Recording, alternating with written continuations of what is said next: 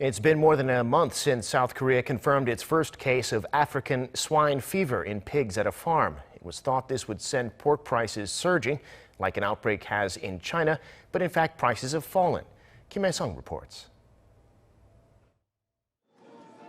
As of the end of October, pork prices at retail stores have fallen to about $1.50 per 100 grams. That's lower than last year's average and lower than average pork price for the past 5 years. Prices have dropped mainly as demand for pork in Korea has fallen out of worries that pork may be contaminated with African swine fever virus.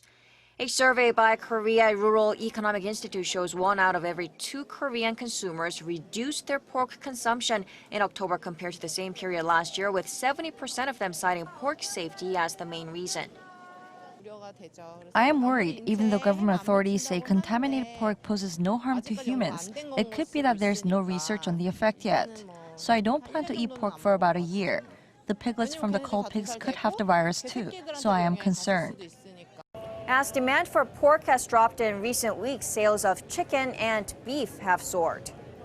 According to eMart, sales of pork between October 1st and 28th dropped around 13% on year. Sales of beef went up 20% on year, and chicken sales also went up.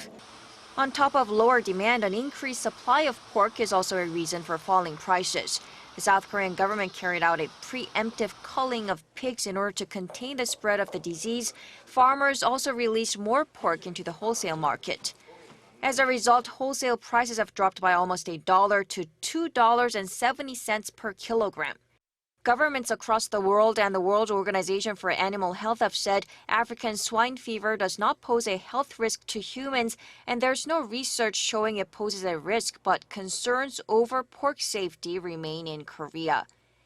Heading forward, future pork prices depend on whether demand picks up and whether the disease can be contained in the northern parts of the country and whether the amount of culled pork in the wholesale market goes down.